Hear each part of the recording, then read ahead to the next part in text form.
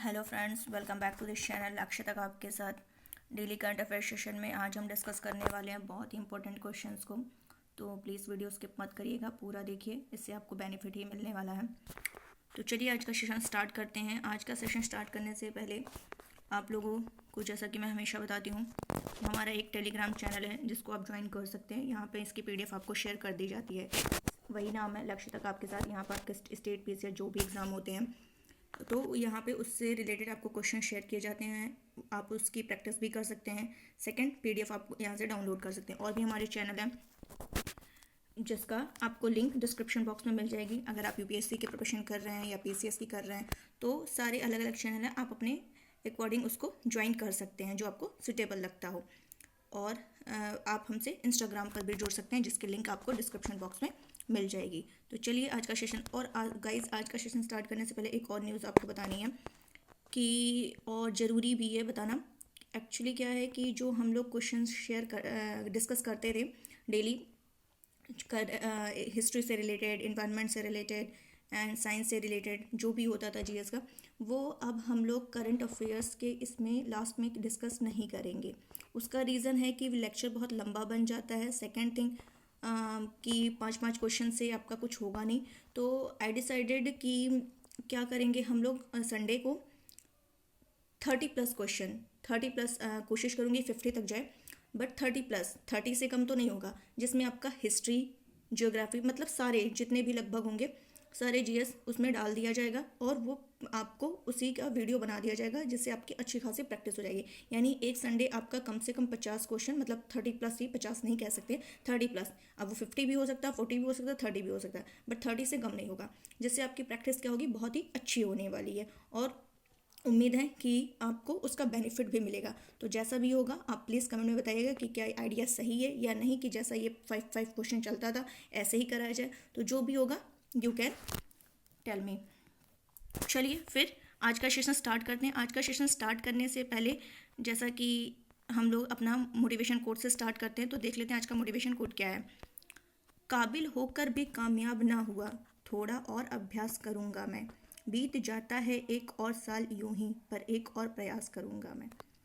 काबिलियत भी होती है, मेहनत भी करते हैं, लेकिन फिर भी अगर सक्सेस नहीं मिलता है तो भी उम्मीद नहीं हारना है, डिसअपॉइंट नहीं होना, निराश नहीं होना है।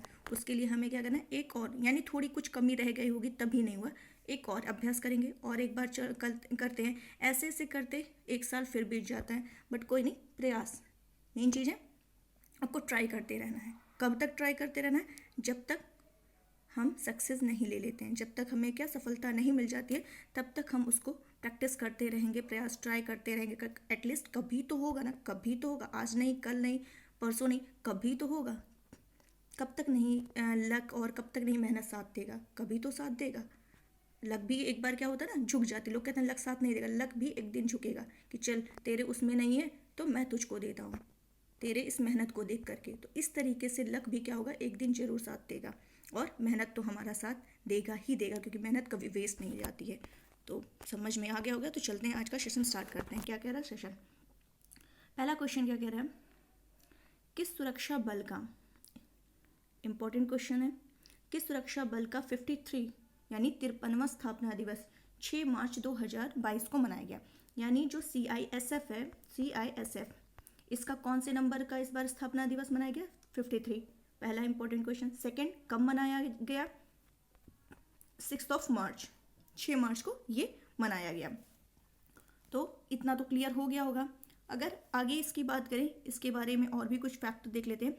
ये कहाँ मनाया गया, इसको जो सेलिब्रेट किया गया 53 नंबर का, ये देखिए इस बार जो भी हो रहा है, आज़ादी का 75वां अमृत महोत्सव के उसमें वर्षगांठ के हिसाब से सारी चीज़ें मनाई जा रही हैं। तो जो CISF है, CISF की अगर इंग्लिश में कहें तो इसको हिंदी में तो कहते हैं केंद्रीय औद्योगिक सुरक्षा बल। केंद्रीय औद्योगिक, केंद्रीय औद्योगिक, ऊपर लिख दे रहा है सुरक्षा बल, सुरक्षा बल। अगर इसकी इंग्लिश में बात करें कि इंग्लिश में इसको क्या कहते हैं, तो सी मतलब central, I industrial, S security, and F forces means क्या हुआ, सेंट्रल इंडस्ट्रियल सिक्योरिटी फोर्सेस, केंद्रीय औद्योगिक सुरक्षा बल, जिसका 53 नंबर का मनाया गया। कहाँ सेलिब्रेट हुआ है ये भी ध्यान रखना है, यूपी। यूपी के कहाँ पे एग्जैक्ट लोकेशन, गाजियाबाद। यूपी के गाजियाबाद में ये समारोह आयोजित किया गया। और इसमें इसका मतलब उद्घाटन किसने किया, मतलब कौन इसमें समारोह में शामिल हुआ और इस पूरे समारोह को संबोधित किया, तो वो कौन है, जो गृह मंत्री हैं, गृह मंत्री। और गृह मंत्री कौन है, Amit Shah, Amit Shah. I hope clear हो गया होगा। अगर बात करें CISF की, तो ये जो है ये किसके अधीन कार्य करता है, तो गृह मंत्रालय के अधीन कार्य करता है, गृह मंत्रालय के अधीन। और ये क्या है, एक केंद्रीय सशस्त्र पुलिस बल है। क्या है, केंद्रीय सशस्त्र पुलिस बल है, जो क्या करता है, 6 अर्धसैनिक बलों में से एक है। ये 6 अर्धसैनिक बलों में से क्या है, एक है। ये भी इतना क्लियर हो गया होगा। और इसका हेडक्वार्टर कहाँ है ये भी देख लीजिए, नई दिल्ली। नई दिल्ली में इसका क्या है, हेड क्वार्टर है। और इसके जो महानिदेशक हैं ये भी जानना जरूरी है। इसके महानिदेशक कौन है, वो है शीलवर्धन सिंह, शीलवर्धन सिंह। क्लियर। अगर ये कब से स्टार्ट किया गया था ये सब भी हम लोग देख लेते हैं। तो जो CISF है इसकी स्थापना कब हुई थी, 10 मार्च 10 मार्च 1969। 10 मार्च 1969 को संसद द्वारा एक अधिनियम के द्वारा हुई थी। और इसे ये आपको क्लियर होगा कि CISF की स्थापना 10 मार्च 1969 को भारत के संसद के अधिनियम के तहत हुई थी। और फिर क्या होता है कि 15 जून 1983 को पारित संसद का एक और अधिनियम पारित होता है संसद के द्वारा 15 जून 1983 को।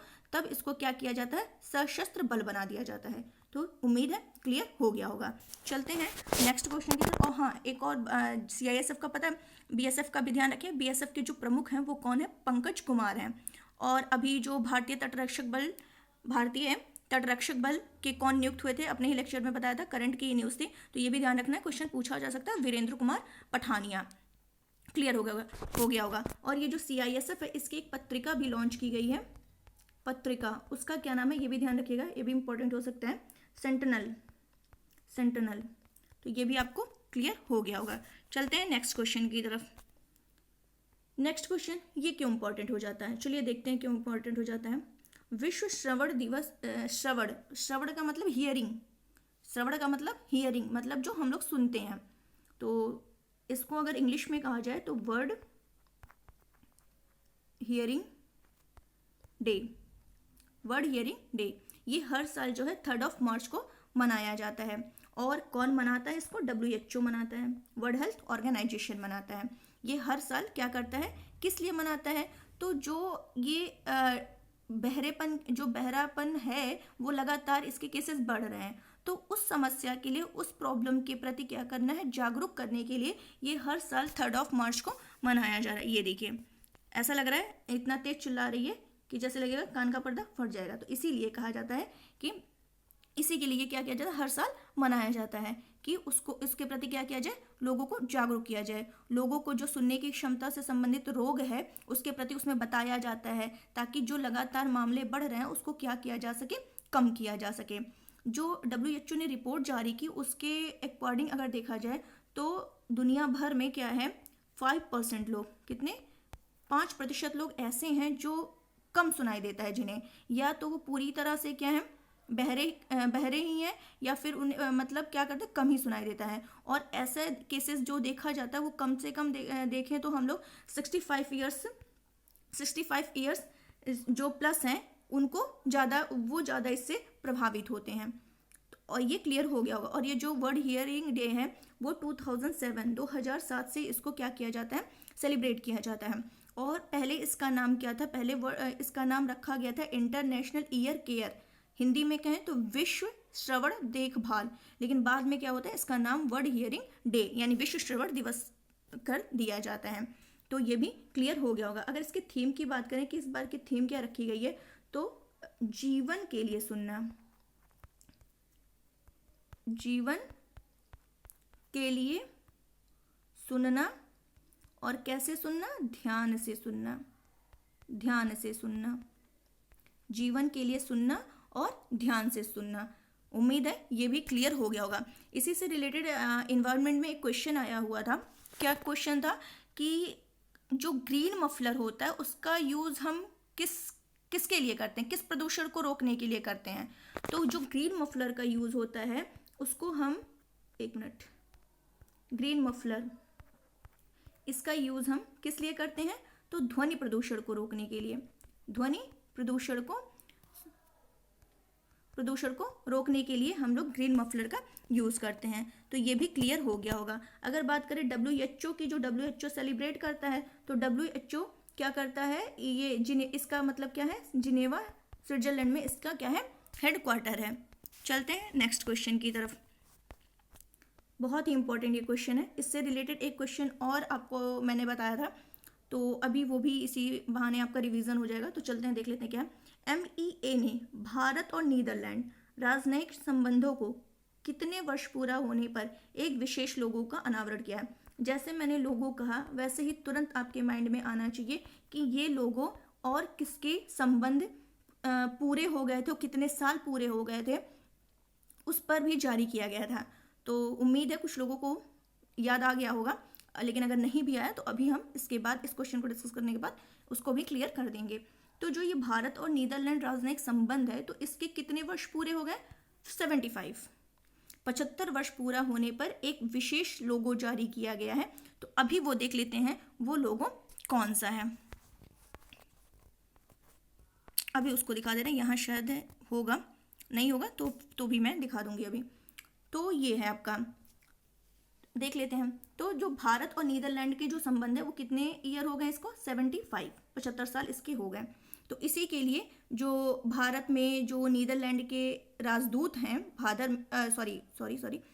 में जो क्या है, वहाँ के राजदूत, भारत में जो नीदरलैंड के राजदूत हैं, उन्होंने क्या किया, उन्होंने ही इसको जारी किया है। तो ये भी आपको क्लियर हो गया होगा। और चलते हैं, देख लेते हैं। जो नीदरलैंड है, नीदरलैंड भारत के साथ जो द्विपक्षीय संबंध रखने वाला ये पहला यूरोपीय देशों में से एक था, ये भी आपको पता होगा। और भारत और नीदरलैंड के बीच जो संबंध स्थापित किए गए थे वो 1947 से ही स्थापित किए गए थे। एक मिनट टाइम दीजिए, देख लें लोगों कहाँ, क्योंकि लोगों से ही आपको क्लियर होगा। जस्ट वेट, ये देखिए, ये है नीदरलैंड, जो भारत और नीदरलैंड के बीच में लोगो जारी किया गया, special logo unveiled to mark 75 years of Indo-Netherlands ties. तो India and the Netherlands for 75 years of partnership। अब इसमें देख लेते हैं लोगो जो ये जारी हुआ है लोगो, ये क्या है। तो इस लोगो में क्या आपको दिख रहा होगा, लोटस दिख रहा होगा, लोटस। तो ये आपको लिखते चलना है कि लोगो में क्या क्या है। लोटस जो कि क्या है, भारत का नेशनल फ्लावर है, राष्ट्रीय फूल है। और नीदरलैंड का क्या है राष्ट्रीय फूल, वो है ट्यूलिप। तो इस लोगो में आपको ट्यूलिप भी दिख रहा है और क्या दिख रहा है, कमल भी दिख रहा है। तो लोगो में ये दो चीज़ आपको दिख रहे हैं। दूसरा क्या है, ये आपको चक्र दिख रहा है, लोगो में क्या है, चक्र भी है। और ये चक्र जो है, और इस लोगो में दोनों देश के जो कलर हैं, मतलब दोनों देश के जो फ्लैग के कलर हैं वो यहाँ पे शामिल है। तो ये भी आपको ध्यान रखना। तो इससे ये है कि जो भारत और नीदरलैंड है उनके बीच जो संबंध है वो इसको दिखा रहा है, इस चक्र में जो कलर डाले गए हैं। तो ये भी आपको क्लियर हो गया होगा। तो ये आपको ध्यान रखना कि क्या क्या है। एक तो भारत का लोटस एंड उसका नीदरलैंड का क्या है, ट्यूलिप। एंड सेकेंड थिंग, ये जो चक्र बना हुआ है इसमें दोनों देश के जो फ्लैग हैं उनके इसमें कलर डाले गए हैं। तो ये भी आपको क्लियर हो गया होगा। और जो ये तो लिखा ही हुआ कि 75 ईयर्स ऑफ इंडो नीदरलैंड्स, यानी कि जो 75वीं वर्षगांठ भी हमारी मनाई जा रही है, तो उसी को उत्सव के एक भाग के रूप में इसको क्या किया गया है, इसकी गतिविधियों की एक योजना बनाई, जैसे कि जल हो गया, कृषि हो गया, इनोवेशन हो गया, एनर्जी हो गया, क्लाइमेट, कल्चर, तो इन सभी मतलब क्षेत्रों में क्या किया गया है, इसके साथ संबंधों की एक योजना बनाई गई है कि इसमें इस पर मतलब व्यापक क्षेत्र में कार्यक्रम और जो गतिविधि है उसके लिए क्या की गई है, एक योजना बनाई गई है। और इसमें क्या किया है, नीदरलैंड ने भारत को 3,000 ये ट्यूलिप जो है वो उनको भेंट किया है। और जो ये ट्यूलिप है वो क्या किया गया है, जो विदेश मंत्रालय का मुख्यालय कार्यालय भवन है, जवाहरलाल नेहरू भवन, उन्हीं के बगीचे में इसको लगाया गया। तो ये आपको क्लियर हो गया होगा। अगर बात करें नीदरलैंड की, तो नीदरलैंड के जो पीएम हैं, प्रधानमंत्री हैं, उनका नाम है मार्क रूटे। क्या नाम है, मार्क रूटे। और जो राजधानी है यहाँ की नीदरलैंड की वो है एम्स्टर्डम। और यहाँ की मुद्रा जो है वो है यूरो। तो ऐसे ही मैंने बताया था कि 1 मिनट होगा, ये देखिए मैंने बताया था कुछ दिन पहले ही लेक्चर में कि भारत और इजराइल के कितने वर्ष पूरे हो गए थे, आपको नहीं याद होगा, 30 ईयर। तो 30 ईयर कैसे पता चल रहा है, ये लोगों में क्या मेंशन किया गया, 3 एंड 0। तो भारत और इजराइल का क्या था, 30 साल कंप्लीट हो गया था उनके संबंधों का, तो यही स्मारक लोगो क्या किया गया था, लॉन्च किया गया था। और इस लोगो में क्या है, अशोक चक्र है और डेविड का क्या है, स्टार है।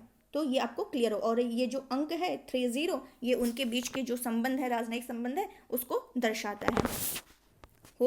आई होप क्लियर हो गया होगा। ये मैंने आपको दोनों दिखा दिया है। अब चलते हैं अपने नेक्स्ट क्वेश्चन की तरफ और देख लेते हैं हमारा नेक्स्ट क्वेश्चन क्या कह रहा है। 1 मिनट। 4th नंबर का क्वेश्चन है, क्या कह रहा है, थय्यम या कालियट्टम किस राज्य या केंद्र शासित प्रदेश में किया जाने वाला एक अनुष्ठानिक नृत्य है। कौन सा नृत्य है, थय्यम या कालियट्टम। ये कहाँ पर आयोजित किया जाने वाला क्या, अनुष्ठानिक नृत्य। तो ये कहाँ का है, केरला का है। कहाँ का, केरला का। तो ये केरल में किया जाने वाला क्या है, 800 साल पुराना।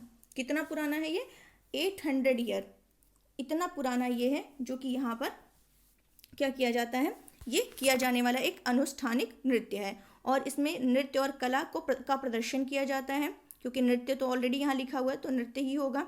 और इसमें क्या होता है, जो प्राचीन जनजातीय होती हैं उनकी संस्कृति को क्या किया जाता है, प्रेजेंट किया जाता है। और इसके दौरान क्या होता है, बहुत मतलब कई प्रकार के थय्यम होते हैं, तो उनका यहाँ पे प्रदर्शन किया जाता है। चलते हैं और ये जो थय्यम है ये भी ध्यान रखिएगा। ये देखिए ये थय्यम, ये जो थय्यम है ये पुरुषों द्वारा किया जाता है, पुरुषों द्वारा किया जाता है। कौन करता है इसको, पुरुषों। और एक मतलब इसके कई भाग हैं, थय्यम के कई प्रकार हैं, कई किस्में हैं।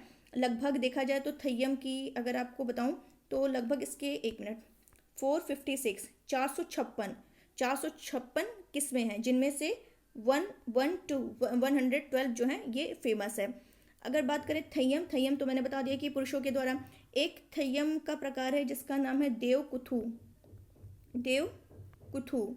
तो पूछा जा सकता है कि देवकुथु जो है ये इसको छोड़ करके बाकी जो लगभग है वो किसके द्वारा किया जाता है, पुरुषों के द्वारा किया जाता है। और ये देवकुथु जो है ये महिला के द्वारा किया जाता है, महिलाओं के द्वारा इसको ये महिलाओं के द्वारा किया जाने वाला देखा जाए तो एकमात्र तय्यम अनुष्ठान है, महिलाओं के द्वारा किया जाने वाला एकमात्र तय्यम अनुष्ठान है।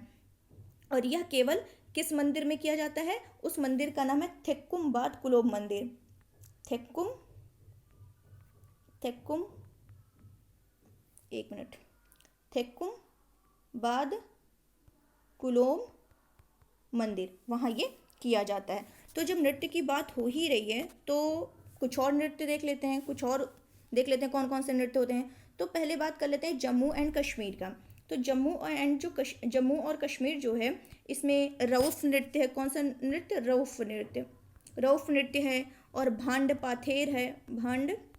पाथेर ये भी जम्मू का ही है। हिकात भी जम्मू का है। लद्दाख की बात करें तो लद्दाख में शांदोल है, चाम है, जबरी है, जबरो है। हिमाचल प्रदेश में बोलें तो नाटी, नाटी तो बहुत बार पूछ चुका एग्जाम में, तो नाटी नृत्य हो गया।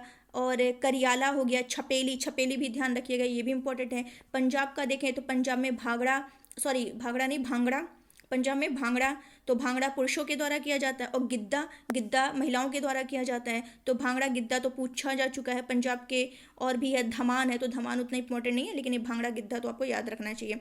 राजस्थान, राजस्थान का घूमर हो गया, कालबेलिया हो गया, कठपुतली हो गया, गणगौर हो गया, जिंदाद हो गया, पनिहारी हो गया, जिसमें से घूमर भी पूछ चुका है, कालबेलिया भी पूछ चुका है, कठपुतली भी और गणगौर भी, ये चारों पूछे जा चुके हैं। बाकी जिंदाद भी है, पनिहारी भी है। यूपी का देखें तो रासलीला है, नौटंकी है, कजरी है, झूला है, ये यूपी के नृत्य हैं। हरियाणा का देखें तो स्वांग पूछा जा चुका है। घोड़ी नाच कहाँ का है? हरियाणा का है। उत्तराखंड का देखें तो चौफला है, तांदी है, झोरा है, कुमाऊं झूला है। गुजरात का देखें तो गरबा, गरबा पूछा जा चुका है। डांडिया पूछा जा चुका है, भवई पूछा जा चुका है। तो ये तीनों गुजरात के हैं। एमपी का मटकी है, कर्मा, कर्मा पूछा जा चुका है एमपी का। गणगौर, गणगौर एमपी का भी है और गणगौर राजस्थान। और भगोरिया है, माचा है। छत्तीसगढ़ का पांडवानी पूछा जा चुका है। क्या है? पांडवानी है, कपालिया है। उड़ीसा का देखें तो छऊ नृत्य, ये पूछा जा चुका है। यात्रा उड़ीसा का पूछा जा चुका है। पश्चिम बंगाल का कीर्तन है, काठी है, गंभीरा है, बाउल है, जात्रा है, जात्रा पूछा जा चुका है। बाउल भी पूछा जा चुका है। कीर्तन, काठी, ये सब वेस्ट बंगाल के इंपॉर्टेंट है। बिहार का देखें तो चैता, चैता इंपॉर्टेंट है आपका। जाट, जाटिन, ये भी बिहार का है, इंपॉर्टेंट है। फगुआ बिहार का इंपॉर्टेंट है। बिरहा, ये भी इंपॉर्टेंट है। और महाराष्ट्र की बात करें तो तमाशा, दशावतार, लावड़ी, नकटा, ये सारे पूछे जा चुके हैं, इंपॉर्टेंट है। कोली भी महाराष्ट्र का ही है। कर्नाटका का सबसे इंपॉर्टेंट है यक्षगान, करगा, दोनों इंपॉर्टेंट है। केरल का देखें तो कोथू, थय्यम, थय्यम बता ही चुकी हूँ।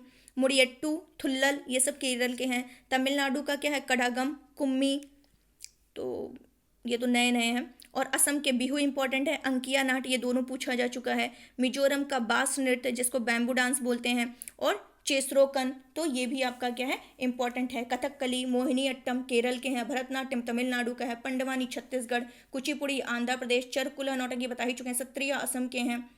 तो ये सब और चिरऊ नृत्य, चिरऊ को ही बम्बू डांस बोलते हैं मिजोरम। तो ये सब ध्यान रखना है, बहुत ही इंपॉर्टेंट नृत्य हैं का एक नंबर आपको दिला ही देंगे, तो इसको आपको याद कर लीजिएगा। चलते हैं नेक्स्ट क्वेश्चन की तरफ, देख लेते हैं क्या कह रहा है नेक्स्ट क्वेश्चन हमारा। भारतीय रेलवे ने, इंपॉर्टेंट है ये भी, भारतीय रेलवे ने 4 मार्च 2022 को 2 ट्रेन को एक दूसरे की ओर पूरी गति से आगे बढ़ाते हुए स्वचालित ट्रेन सुरक्षा प्रणाली का परीक्षण किया। इसका पूरा नाम क्या है? तो चलिए देख लेते हैं इसका पूरा नाम क्या है। जस्ट वेट, ये है, ये ट्रेन है, देख रहे होंगे, और ये है कवच। इसका पूरा नाम क्या है? कवच। तो कवच क्या है? ये भारतीय रेलवे के द्वारा, किसके द्वारा? भारतीय रेलवे के द्वारा, भारतीय रेलवे के द्वारा विकसित स्वचालित ट्रेन टक्कर रोधी। ये क्या है? कवच क्या है? विकसित, ये जो भारतीय रेलवे के द्वारा विकसित किया गया है, क्या है? स्वचालित ट्रेन टक्कर रोधी प्रणाली। लिख दे रहे हैं, स्वचालित ट्रेन टक्कर रोधी प्रणाली, रोधी प्रणाली, जिसको क्या कहते हैं? किस नाम से जानते हैं? TCAS के नाम से जानते हैं।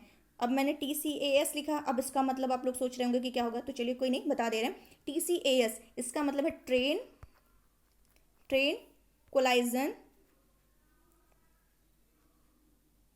Collision avoidance system. क्लियर? और ये क्या है?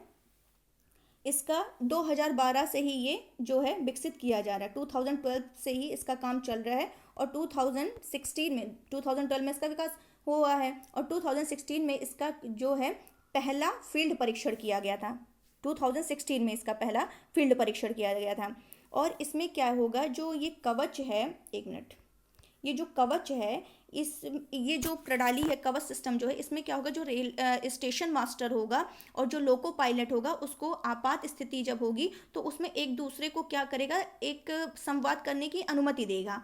और इसमें क्या क्या चीज़ें होंगी, जैसे इसमें क्या होगा, इसमें क्या होगा, रेलवे स्लीपरों पर, यहाँ पर क्या होगा, रेलवे स्लीपरों पर रेडियो फ्रिक्वेंसी, ये ध्यान रखना आपको, क्या होगा, radio frequency frequency identification, frequency identification यानी कि RFID टैग लगा होगा। यहाँ पर क्या होगा, टैग लगा होगा। रेलवे स्लीपरों पर क्या लगा होगा, RFID टैग, यानी कि रेडियो फ्रीक्वेंसी, ID का मतलब identification, R radio, F frequency, ID identification, तो ये टैग लगा होगा।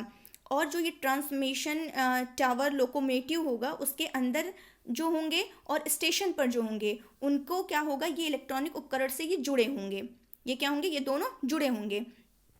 और इसके द्वारा क्या होगा, लोको पायलट को पहले से ही सूचना मिल जाया करेगी। और इसके लिए क्या करना, इसके लिए हमें सिग्नल को सीधे देखने की जरूरत नहीं पड़ेगी, बल्कि उसमें क्या होगा, उसको उस सिग्नल के बारे में हमें पहले से ही पता चल जाएगा। अगर जो लोको पायलट होगा अगर वो रेड सिग्नल को तोड़ेगा तो खासकर पर जब ट्रेन एक दूसरे के सामने आएंगी, एक ही लाइन पर होंगी, तो दुर्घटना को रोकने के लिए क्या होगा, ये कवच जो होगा, कवच जो सिस्टम होगा वो ऑटो ही क्या करेगा, ब्रेक लगा देगा। उसमें उनको कुछ नहीं करना पड़ेगा, लोको पायलट को कुछ नहीं करना पड़ेगा। ये ऑटो ही क्या करेगा, कवच जो सिस्टम होगा ये ऑटो ही क्या करेगा, ब्रेक लगा देगा। क्लियर। और क्या होगा, जब ट्रेन लेवल क्रॉसिंग के पास आ रही होगी तो जो सिस्टम होगा वो लोको पायलट को क्या करेगा, साउंड देगा, अलर्ट करेगा, आवाज़ के थ्रू क्या करेगा, अलर्ट करेगा। कोहरे जैसे अगर मौसम प्रतिकूल कोई मौसम है तो वहाँ भी ये क्या है, बहुत ही यूज़फुल होने वाला है, जहाँ पे विजिबिलिटी बहुत ख़राब होती है। तो ये आपको क्लियर हो गया होगा। अभी क्या हुई है कि इसमें मैं आपको 1 मिनट मुझे टाइम दीजिए, मैं आपको एक वीडियो दिखा रही हूँ, उसमें आपको क्लियर हो जाएगा। Just wait 1 minute.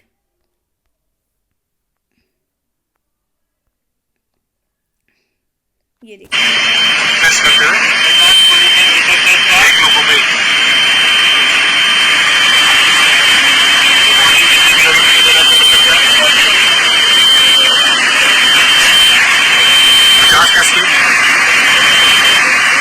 से जो ट्रेन आएगी उसमें कौन है, जो मतलब जो सीनियर अधिकारी हैं वो भी हैं, तो दोनों ने देखा है इसको, कर रहा है, इसका परीक्षण किया गया। ड्राइवर साहब आप तो ब्रेक नहीं लगा रहे हैं, देखिए ड्राइवर ब्रेक नहीं लगा रहे हैं। आगे लोगो खड़ा है ब्लॉक सेक्शन के अंदर, एक ही लाइन में 2 ट्रेन खड़ी है और ट्रेन धुलाई करने की कोशिश कर रहे हैं हम लोग, लेकिन कवच रोक रहा है। यस ग्रेट, क्लैपिंग स्टार्ट हो गई है, यानी कि सक्सेस है, वर्क कर रहा है। सेम ट्रैक पे वो इंजन भी खड़ा है, ये इंजन भी है, दोनों डॉक्टर सेम ट्रैक पे है, लेकिन कवच से आगे जाने नहीं दे रहा है।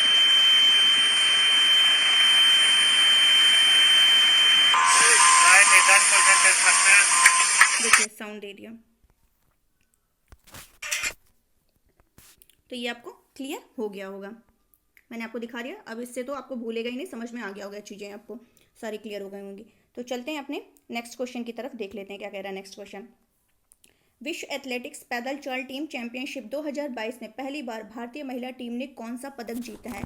क्या क्वेश्चन कह रहा है, विश्व एथलेटिक्स पैदल चाल टीम चैंपियनशिप 2022 में पहली बार भारतीय महिला टीम ने कौन सा पदक जीता है। तो कौन सा पदक जीता, ब्रॉन्ज। तो जो भारत, 1 मिनट मैं दिखा दे रही हूँ, 1 मिनट, ये जो है ये हैं टीम में रवीना, भावना जाट और मुनीता प्रजापति। कौन कौन है, रवीना, भावना जाट और मुनीता प्रजापति। तो इन्होंने विश्व एथलेटिक्स पैदल चाल टीम चैंपियनशिप में क्या है, ब्रॉन्ज मेडल जीत करके क्या कर दिया है, इतिहास रच दिया है। तो और ये आयोजन कहाँ हुआ है, ये 1 मिनट, मस्कट, कहाँ आयोजन हुआ है इसका, मस्कट में आयोजन हुआ है।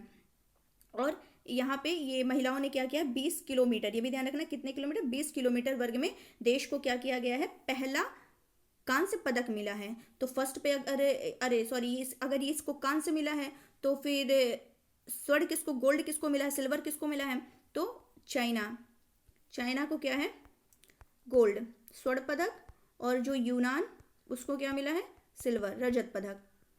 तो ये आपको क्लियर हो गया होगा। और इसका आयोजन मस्कट में किया गया, ये भी मैंने आपको बता दिया है। चलते हैं नेक्स्ट क्वेश्चन की तरफ, देख लेते हैं। नेक्स्ट क्वेश्चन हमारा क्या कह रहा है, भारत का पहला स्वदेशी परीक्षण विमान जो कि हाल ही में चर्चा में रहा है उसका क्या नाम है। तो उसका क्या नाम है, हंसा NG। क्या नाम है इसका, हंसा NG। देख लेते हैं, ये देखिए ये जो है बात करें अगर CSIR वैज्ञानिक और अनुसंधान परिषद जो है, इसने NAL जो राष्ट्रीय अंतरिक्ष प्रयोगशाला है उसके द्वारा ये डिज़ाइन किया गया है, और इसके द्वारा डिज़ाइन और विकसित जो है ये भारत का कैसा पहला स्वदेशी फ्लाइंग ट्रेनर है। भारत का क्या है, पहला स्वदेशी फ्लाइंग ट्रेनर, जिसका क्या नाम है, हंसा NG। इसने क्या किया है, 19 फरवरी से 5 मार्च तक क्या किया है, इसने परीक्षण सफलतापूर्वक कंप्लीट कर लिया अपना। वो भी कहाँ पर किया है, ये ध्यान रखना, कहाँ पर इसने परीक्षण किया, तो पुदुचेरी। कहाँ पर, पुदुचेरी में इसने अपना क्या किया है, समुद्री परीक्षण किया है। तो ये भी आपको उम्मीद है क्लियर हो गया होगा। तो इसका ये जो क्या था, पहला समुद्र परीक्षण इसने किया है, कहाँ पर किया, पुदुचेरी में किया है। और हंसा, ये जो NG लिखा है, NG का मतलब क्या होता है, न्यू जनरेशन।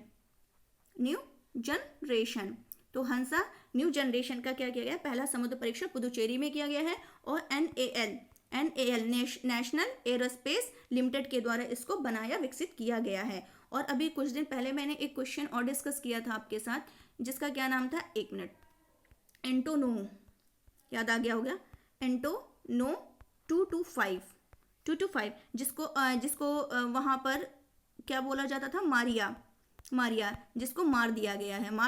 कहने का सेंस है नष्ट कर दिया गया है रशिया के द्वारा। इसको यूक्रेन का है, जिसको क्या कर दिया गया है, नष्ट कर दिया गया। और ये क्या था, एंटोनो 225, ये दुनिया का सबसे बड़ा क्या था, कार्गो विमान था। आई होप क्लियर हो गया होगा। तो चलते हैं, और ये जो, एक मिनट, कुछ और फैक्ट देख लेते हैं। और ये जो है, ये जो मैंने कहा कि 19 फरवरी से लेकर के कितना 5 मार्च तक इसका जो परीक्षण किया गया, तो इसने टोटल कितना 155 किलोमीटर प्रति घंटा, 155 किलोमीटर पर आवर इसने क्या किया है कि गति से 1.5 घंटे में, कितने, 1.5 घंटे में 140 समुद्री मील की दूरी तय करते हुए ये कहाँ, पुदुचेरी में पहुंचा है। तो ये सब आपको ध्यान रखना है। चलते हैं अपने नेक्स्ट क्वेश्चन की तरफ।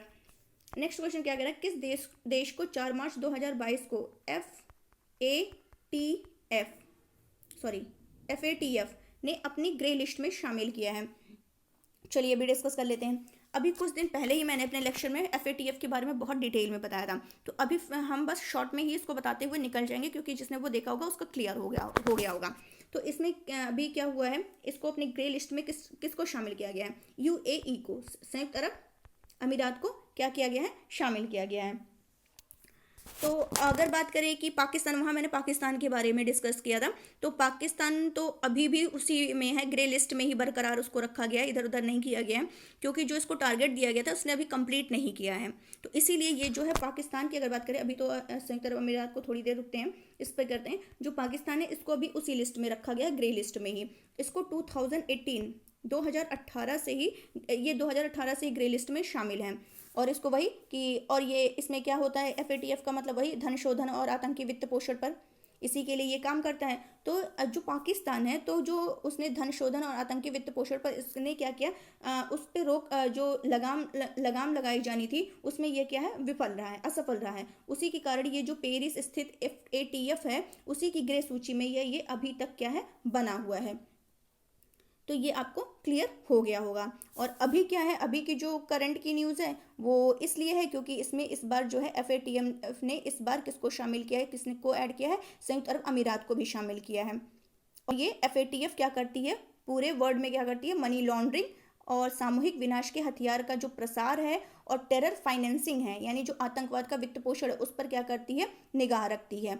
तो ये भी आपको उम्मीद है समझ में आ गया होगा।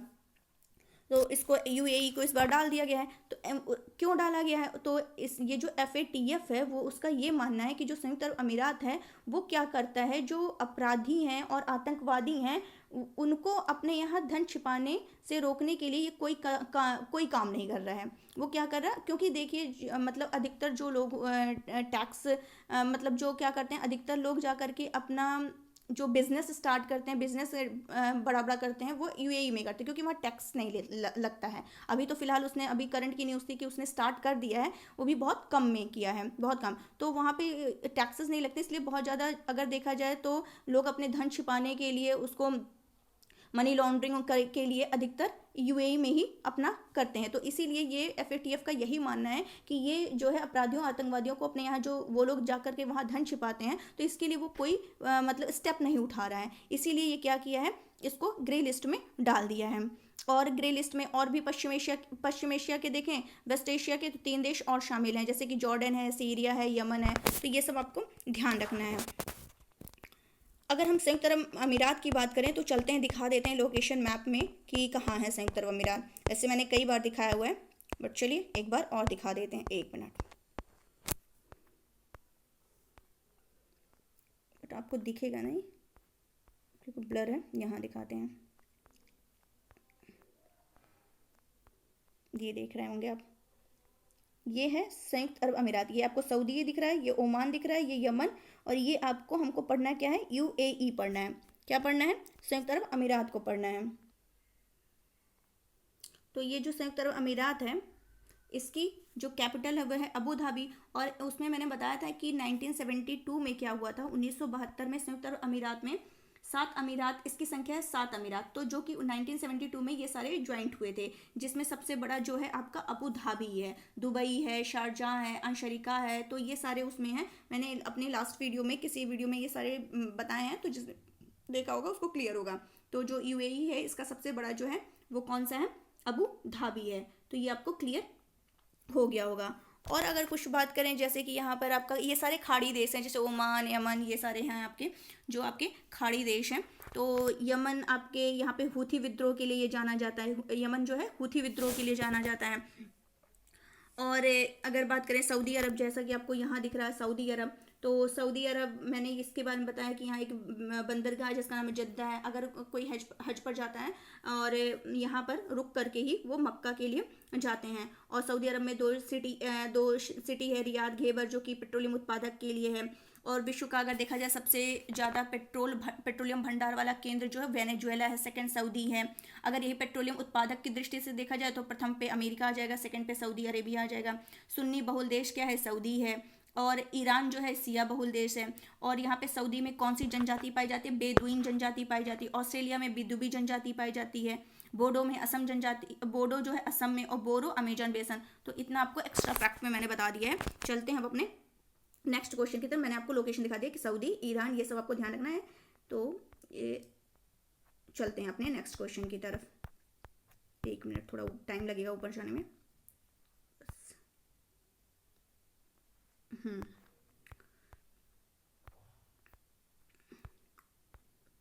चलिए देख लेते हैं।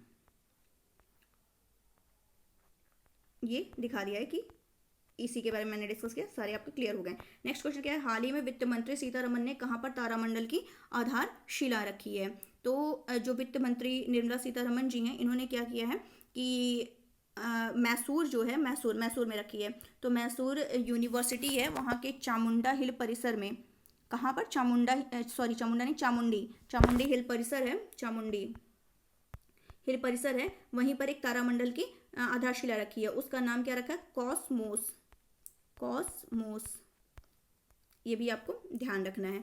और ये एक तारामंडल है जिसमें क्या होगा कि शिक्षा केंद्र के रूप में ये काम करेगा। मतलब इसको एक देखा जाए तो एक मंच के रूप में ये होगा, जहाँ पर जो स्टूडेंट्स हैं और जो शोधार्थी हैं वो क्या करेंगे, इसको विश्लेषण के थ्रू इस्तेमाल करेंगे और रियल टाइम और पुराने डेटा यहाँ पर उपलब्ध कराए जाएंगे उनके लिए, स्टूडेंट्स के लिए, और जो शोधार्थी होंगे उनके लिए यहाँ पे जो रियल टाइम और पुराने डेटा ये उपलब्ध कराए जाएंगे। तो वही निर्मला सीतारमन जी ने कहा अपने स्टेटमेंट में कि ये केवल एक तारामंडल ही नहीं होगा, बल्कि ये क्या करेगा, ऐसे आंकड़े भी देगा जिसका यूज़ क्या करेंगे, जो हमारे युवा वैज्ञानिक होंगे वो भविष्य की शिक्षा के लिए उसका यूज़ कर सकते हैं। और ये एक ऐसा तारा, और यह जो है भारत का पहला ऐसा तारामंडल होगा जो DigiStar 7 सिस्टम और डोमेक्स स्क्रीन से क्या होगा, लैस होगा। DigiStar 7 सिस्टम और डोमेक्स स्क्रीन, यानी India first planetarium with a DigiStar 7 system and a Domex screen, Cosmos. तो इसी को कहा उन्होंने। और ये क्या करेगा, जो छात्र के लिए जो साइंस एजुकेशन, आउटरीच कार्यक्रम और वैज्ञानिक गतिविधियों का ये क्या करेगा, संचालन करेगा। तो यही सारी उन्होंने खुद स्टेटमेंट दिए हैं निर्मला सीतारमन जी ने। तो ये मैसूर में स्थापित किया गया, जो कि आपको क्लियर हो गया होगा। किस राज्य के CM ने, ये ध्यान रखिएगा, योजना स्टार्ट की गई, अम्मा और बहिनी योजना। अम्मा और बहिनी योजना स्टार्ट की गई है, किसके द्वारा स्टार्ट की गई है? सिक्किम राज्य सरकार के द्वारा ये स्टार्ट की गई है। कुछ फैक्ट देख लेते हैं। तो जो सिक्किम ने स्टार्ट की है उसमें 2 योजना है, एक अम्मा योजना और एक बहिनी योजना। बहिनी योजना। तो ये जो क्या कहते हैं इसको, अम्मा योजना है, इसमें क्या किया जाएगा कि जो गैर कामकाजी हैं, गैर कामकाजी माता, गैर कामकाजी माता को, एक मिनट फिर से लिखना पड़ेगा। अम्मा योजना पहले डिस्कस कर लेते हैं। तो यहाँ पे जो गैर कामकाजी माताएं हैं,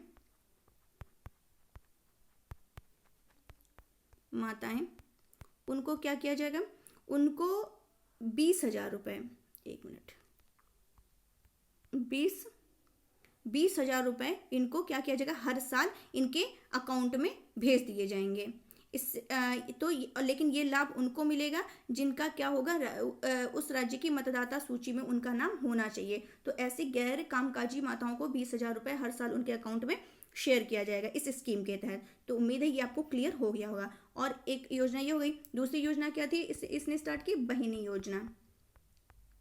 योजना। तो इसके तहत क्या किया जाएगा? तो इसके तहत जो क्लास 9th की हैं स्टूडेंट, क्लास 9th में जो पढ़ने वाली छात्राएं हैं, उनको क्या किया जाएगा? फ्री में क्या किया जाएगा? सैनिटरी नैपकिन दी जाएगी, सैनिटरी नैपकिन प्रोवाइड की जाएगी। तो ये भी आपको क्लियर हो गया होगा। और इस योजना को इसी साल में स्टार्ट किया जाएगा। अगर बात करें सिक्किम की, तो सिक्किम का जो स्थापना है, सिक्किम का स्थापना कब हुआ था? 16 मई 1975। ये भी आपको ध्यान रखना है, 16 मई 1975। और सिक्किम का लोकेशन, इसके लिए हमको फिर से नीचे जाना पड़ेगा, एक मिनट। ये सिक्किम आपको दिख रहा होगा। तो ये जो सिक्किम है, तो इसका मैंने बताया 1975 में इसका स्थापना हुआ था। और सिक्किम की जो नदियां हैं वो है तीस्ता है, रंगीता है, और इम्पोर्टेंट तीस्ता रंगीता तो पूछा हुआ है, बाकी और भी है, तानलुंग है, लाचुंग है, रोगनी है, छू नदी है। तो ये सब सिक्किम की नदियां हैं। सिक्किम की सीमा जो देखें तो वो कहाँ से टच कर रही है? तो ये देखिए सिक्किम में जो है ये तो वेस्ट बंगाल जा रहा है, तो वेस्ट बंगाल को भी टच कर रही है, क्लियर। नेपाल को टच कर रही है, और किसको? चाइना, ऊपर चाइना है उसको टच कर रही है, और चाइना तिब्बत को टच कर रही है, और किसको? भूटान। तो अगर देखा जाए तो ये किसके बीच में स्थित है? तो सिक्किम जो है नेपाल और भूटान के, सिक्किम कहाँ पे? नेपाल और भूटान के ये क्या है? मध्य में स्थित है। तो ये भी आपको क्लियर हो गया होगा।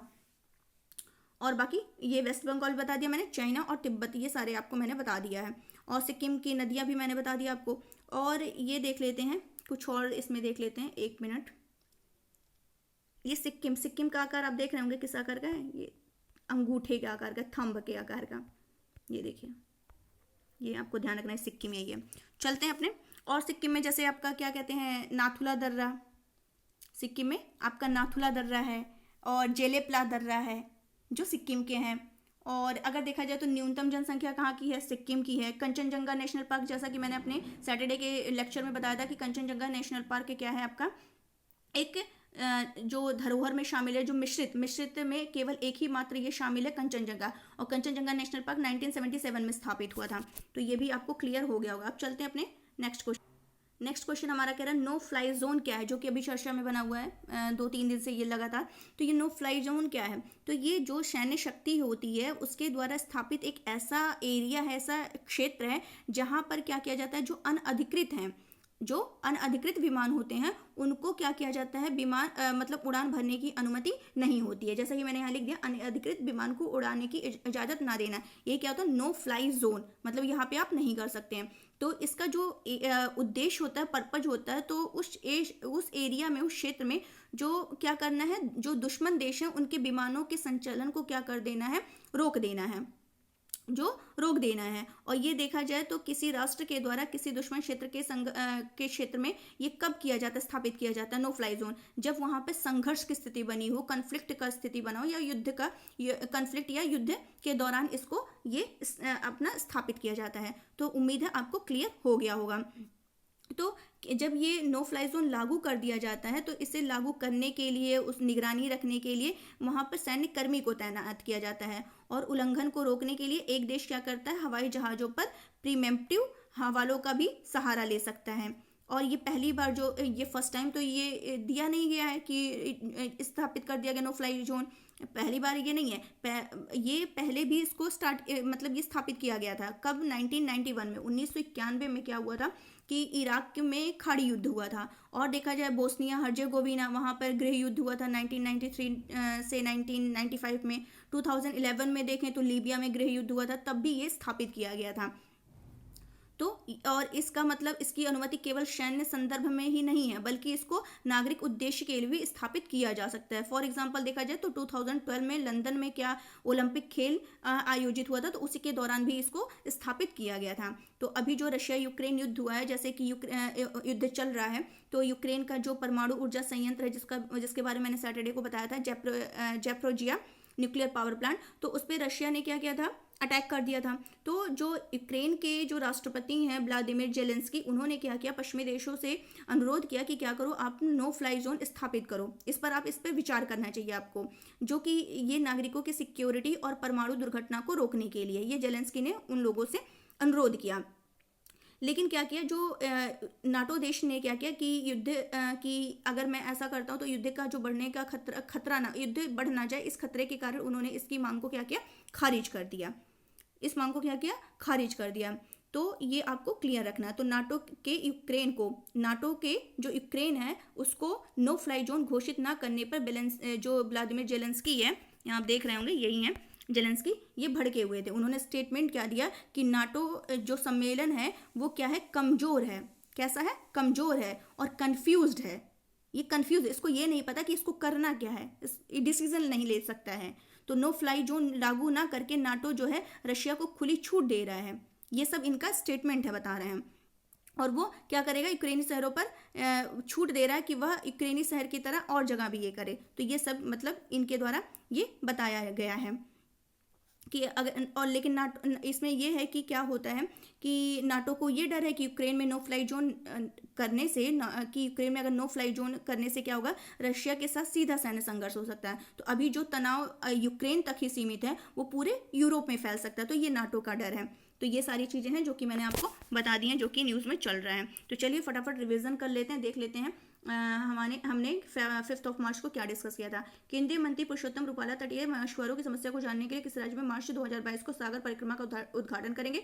गुजरात में इंपॉर्टेंट है क्वेश्चन, ध्यान रखिएगा। सौर ईंधन का उपयोग करने वाली पहली एयरलाइंस कौन सी बन गई है, Swiss international airline. Third question, चीन के विरोध के बाद भी हाल ही में किस देश ने $500 मिलियन अमेरिकी डॉलर के अनुदान सहायता मिलेनियम चैलेंज, जो कि नेपाल के द्वारा, जो कि मैंने पूरी स्टोरी बताई थी क्या था प्रॉब्लम। बात अमेरिका सैन्य सहयोग समूह की 19वीं बैठक 1 मार्च से 2 मार्च 2022 को कहाँ की गई है, आगरा में की गई है। राष्ट्रीय सुरक्षा प्रतिवर्ष कब मनाया जाता है, 4 मार्च को मनाया जाता है। और देख लेते हैं नेक्स्ट क्वेश्चन क्या क्या है। हेरात महोत्सव, जो कि मैंने बहुत ही डीपली जाके बताया था, जम्मू कश्मीर, जो कि महाशिवरात्रि के उसमें मनाया जाता है। वहाँ पर महाशिवरात्रि वहाँ पर हेरात महोत्सव के रूप में मनाई जाती है जम्मू कश्मीर, जिसमें अखरोट का ज़्यादा महत्व अखरोट प्रसाद के रूप में दिया जाता है। नेक्स्ट क्या है, भारतीय वनस्पति सर्वेक्षण की टीम ने हाल ही में कहाँ पर एक नई जिनबेरी प्रजाति की खोज की है, तमिलनाडु में की गई है। अंतर्राष्ट्रीय दूरसंचार संघ दक्षिण एशिया के लिए अपनाए क्षेत्रीय कार्यालय नवाचार केंद्र कहाँ स्थापित करेगा, दिल्ली में करेगा। आईसीसी महिला विश्व कप की मेजबानी 4 मार्च 2022 को शुरू हो गई है। कौन सा देश इसका कर रहा है मेजबानी, न्यूजीलैंड कर रहा है। टाटा आईपीएल 2022 का ऑफिशियल पार्टनर किसे बनाया गया है, रुपे को बनाया गया है। ये देखिए जेफ्रोजिया, जो कि हाल ही में चर्चा में बना हुआ है, इसका संबंध किससे है, जो कि मैंने आपको बताया था कि ये परमाणु ऊर्जा संयंत्र न्यूक्लियर पावर प्लांट है। ये देखिए नो फ्लाई जोन, इसका मैंने आपको दे दिया, आप लोग यहाँ से पढ़ लीजिएगा पूरा। बाकी मैंने सारा डिस्कस कर दिया है। उम्मीद है आपको समझ में आया होगा, सेशन पसंद भी आया होगा। तो गाइज अगर सेशन पसंद और समझ आया हो तो दोनों हुआ हो तो प्लीज़ इसको लाइक करिए, शेयर करिए और सब्सक्राइब करिए, ज़्यादा से ज़्यादा सब्सक्राइब करिए। और जो नए देख रहे हैं प्लीज़ सब्सक्राइब करना ना भूलिए और लाइक करना तुरंत लाइक कर दिया करिए, क्योंकि आपको इंपॉर्टेंट चीज़ें बताई जा रही हैं, कोई फालतू चीज़ें। और हाँ, जैसा कि मैंने कहा है कि क्वेश्चंस हम लोग क्या करेंगे, संडे को डिस्कस करेंगे, उसको हम स्किप नहीं करेंगे। यहाँ नहीं कर रहे तो वहाँ एक साथ आपको, ताकि आपको पता चले कि हम क्वेश्चन सॉल्व करें। 5 क्वेश्चन में मुझे नहीं लगता था कुछ आपको हासिल हो रहा था, हासिल तो हो रहा था बट उतना पता नहीं चल रहा था। बट आपको संडे को मैं कलेक्शन करके पूरे सारे क्वेश्चंस का सभी का मिला करके आपको टेस्ट सीरीज के थ्रू आपको समझा दिया करूँगी, और वहाँ पर बहुत अच्छे से आपको समझ में आएगा, उम्मीद है।